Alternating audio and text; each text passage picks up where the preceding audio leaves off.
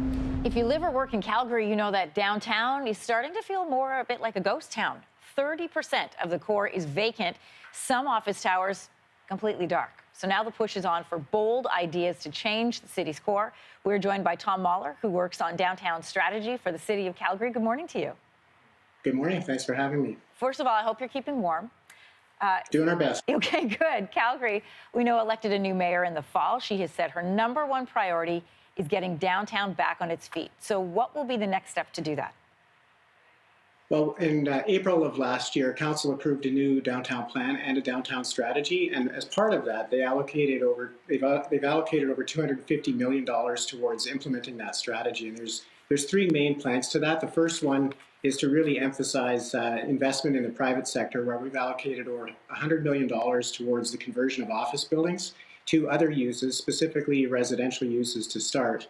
The second piece is to develop a capital spending program for our downtown that will physically transform the way our downtown looks and feels in a way that it'll attract more residential type of tenants, as well as talent, different types of office tenants than we've typically had, with a greater focus on tech. And then the third piece is around investing in initiatives that deal with safety, culture, programming, community programs that will really support existing residents and businesses to thrive, but also to draw people back into our downtown core, as many cities are dealing with this because of the pandemic. I can give you a really good example. We've been working with our Glenbow Museum. They're going dark for 3 years as they reimagine their entire facility. We didn't want to lose the activity that venue provides to our downtown, so we've worked with a private developer, our downtown association, to actually convert a space in a +15 level old office space into a temporary art gallery, which will be used for their premier exhibitions for the next 3 years. That's one great example. It is a fascinating problem to have to solve. Calgary has double the amount of office space per capita than the city of Toronto. So turning things around is not going to be easy because it's a mindset change, right? I was trying to explain to people here that you don't really live downtown when you live in Calgary. You like to live where it's big, where it's open, where there's space, and you just come downtown to work. So this idea you're talking about making people feel like downtown is also a place where you live and stay and create a neighborhood, it's going to be a challenge. It is going to be a challenge, and it's going to take a long time. Like you said, 30% vacancy. That's a significant amount of our square footage. We're trying to remove 6 million of that square feet to repurpose it to other uses.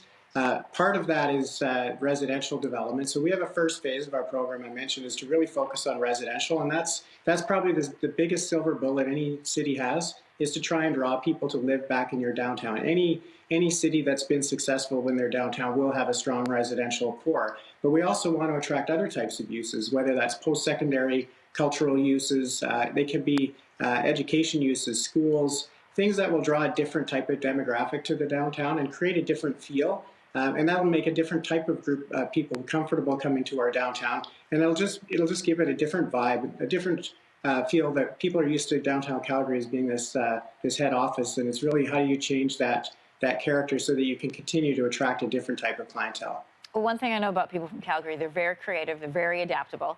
How big a role will street redesign and programming be in getting people to move back downtown or settle downtown?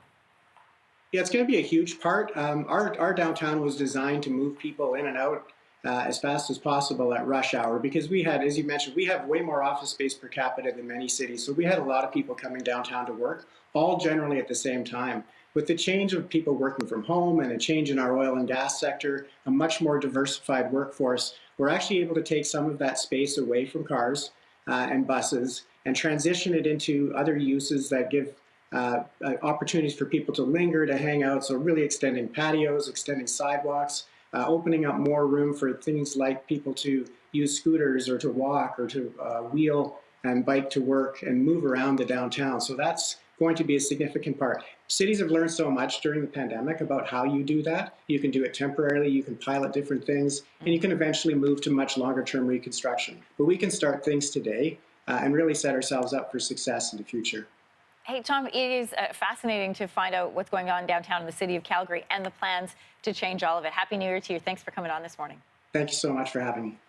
Hey, thanks for watching. If you liked this, be sure to subscribe here, or you can check out more Your Morning videos right here.